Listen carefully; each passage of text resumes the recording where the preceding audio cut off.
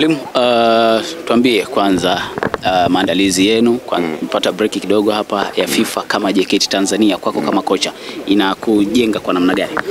Maandalizi yako vizuri kwa hizi wiki mbili ambazo tumezipata mpaka sasa, tunakwenda vizuri. Kusema kwamba labda nini ambacho unafanya, kitu kikubwa ni kuangalia tu balance ya timu, kwa sababu kuna watu walikuwa kabla hizi mapumziko, kuna watu walikuwa na injuries ndogo, jinsi gani ambavyo wanaweza wakarecover, na wale ambao walikuwa na serious injuries ni muda gani ambao wanaweza wakarudi. Kwa wale ambao wako fresh, tumeanza maandalizi leo, tuna siku ya 6 I think kwenye preparation. Watu wote wamekuja sio vibaya, watu wako vizuri, na naamini sasa tuna mwanzo mwingine wa kuandaa mechi za kwenda kumaliza, na sio kazi rahisi kwenye kumaliza. Kwa hiyo focus na malengo ambayo yako sasa mbele yetu ni kuhakikisha tunakuwa bora zaidi ya mechi ambazo zimeisha.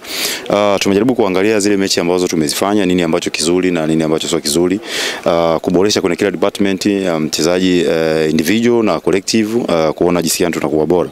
Lakini hatuangalii sana zile mechi zilizokwisha, na kikubwa ni kuangalia mechi ambazo zinafuata. Ukijaribu kuangalia tuna mechi 7, lakini ni mechi chache au nyingi, lakini ni mechi tough sana kuliko ambazo tumecheza. Kuna asilimia kubwa sana kama tutakuwa tuko focused, tunaweza tukawa hatuko kwenye nafasi nzuri. Kwa hiyo tunahitaji kuwa kwenye nafasi nzuri, kuwa kwenye ubora ule, ili tuweze kuwa vizuri zaidi. Kwa hiyo hatutabweteka, tunahitaji tucheze hizi mechi kama finali, kwa sababu ni mechi za kutubakiza sehemu nzuri zaidi kwetu sisi. Either tu maintain ile nafasi ambao tupo au tubaki kwenye nafasi nzuri zaidi. Mwalimu, ukizungumzia kipindi hiki cha mapumziko, na maanisha FIFA break ambacho wachezaji wanapata nafasi ya kupumzika, ni kipindi ambacho makocha kinakuwa ni kipindi cha namna gani? Mnakipenda au hamkipendi kulingana tu na haya mapumziko kwa wachezaji? Kipo mara mbili, kuna advantage na disadvantage. Advantage ni kwa sababu ya watu watapumzika, ni kwa sababu wewe mwalimu utaangalia sasa kosa moja baada ya jingine, kuliko ile wakati mnacheza unajikuta ukimaliza hii mechi unabidi uiache uandae new plan ya mechi nyingine. Kwa hiyo inakuwa haupati time ya kuangalia sana, kuona sasa ni collect nini kwenye department hii, nifanye nini, unakosa huo muda haupo. Lakini sasa hizi unapata huo muda, alhamdulillah. Hiyo ndio advantage ya kuangalia sasa jinsi gani ambavyo unaweza ukaishape timu yako kuweza jinsi ambavyo wewe unataka icheze. Disadvantage ni kwamba tayari timu inakuwa iko kwenye momentum nzuri ya consistency ya matokeo, ina perform vizuri, ni hivi nao tuna break. Kwa hiyo inabidi tena turudi tena upya, so mentality, physical condition, issues za tactics, unabidi tena kuanza upya. Kwa hiyo ndio kitu ambacho kinakuwa so kizuri. Lakini kizuri ni hicho, kwa mwalimu kupata time ya kuona jinsi gani ambavyo unaweza ukaweka out kwenye kila group ili kuweza kuwa vizuri zaidi. Lakini kibaya ni hicho, timu tayari imeshikilia performance nzuri au matokeo mazuri mechi na mechi. Kwa hiyo tulikuwa tunahitaji tuende na hiyo muendelezo. Lakini sometimes inatokea hiyo kwenye maisha, kuna advantage na disadvantage.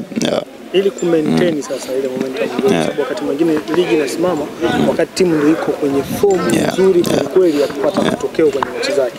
Ligi inasimama pale, lazima kuna nini fulani kanapungua.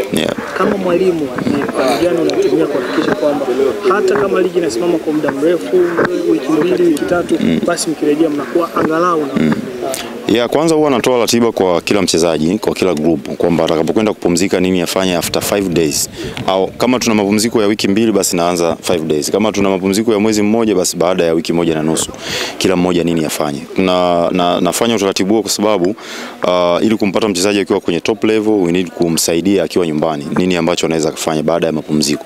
Na pia mapumziko unamuelekeza mapumziko ya aina gani, kwa sababu kuna mchezaji ambaye yuko kwenye top performance, anahitaji ku maintain ile performance yake, ile fitness yake, ili akirudi hapa asije na calories labda 500, anatakiwa arudi labda na 1000. Sasa unatakiwa umpe program nini ambacho anaweza kufanya. Kwa hiyo unachokitumia ni hicho, kuwapa hizo program, na kule ambapo wanaenda basi afanye, achukue video then anisendie au nini ambacho anafanya kila mchezaji. Unatoa pia kwa hiyo wengine sije kawa nakula nje. Kuna mwingine anaweza kukwambia, kwa sababu mwisho wa siku unafanya kwa faida yake, japo klabu inahitaji ya perform, lakini yeye unalenga yeye, yani atakapokuja kuwa fit yeye basi klabu itacheza, sio?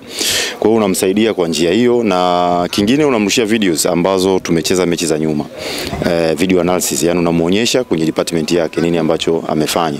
Kwenye kuwa na swali atakuuliza, mwalimu hapa nimeona video imenionyesha ningefanya hivi.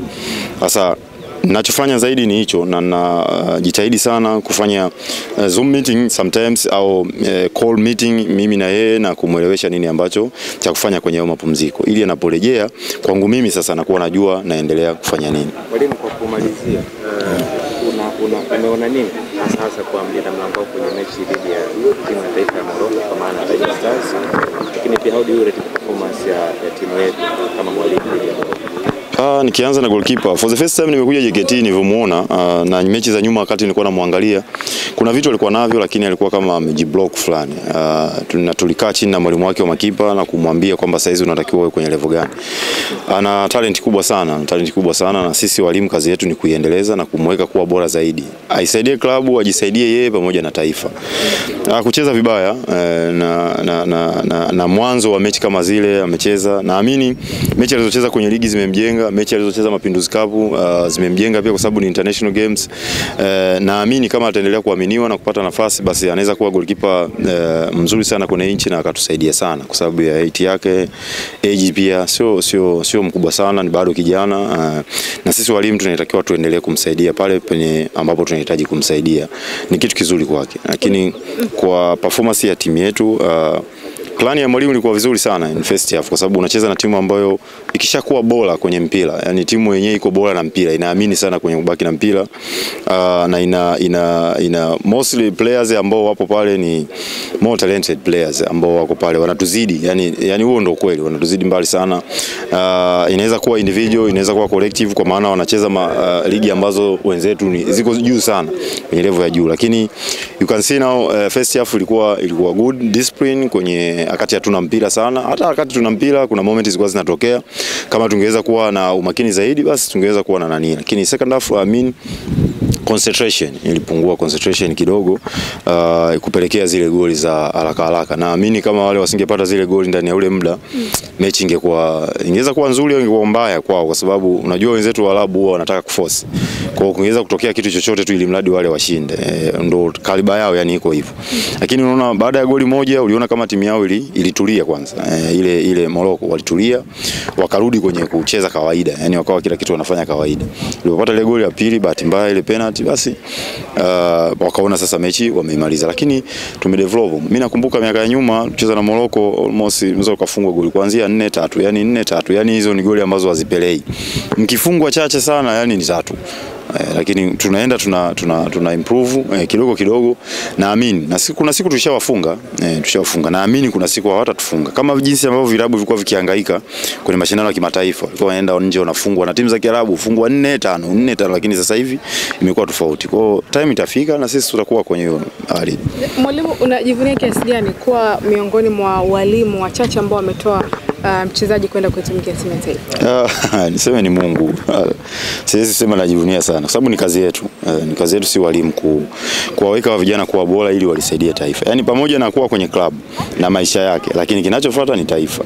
Na ukishaenda kwenye taifa ina maana umemtengenezea yale maisha yake ya mbele zaidi. Anaweza kaperform pale, huwezi jua Yakubu anaweza kuwa tunamaliza msimu akaenda timu nyingine ya nje. Kwa hiyo ni faraja kwangu mimi mwalimu kumuona mchezaji ana grow kwenda mbele zaidi. Yeah. Okay.